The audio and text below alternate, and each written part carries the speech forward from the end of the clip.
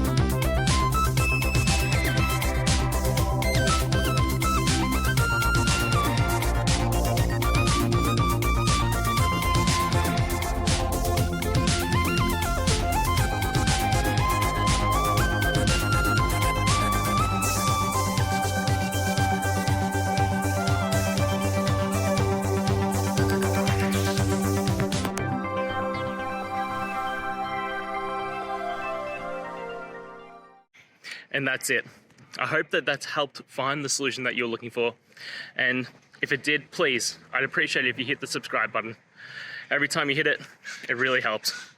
Now, I'll see you next time you need some technical help. And until then, have a good one.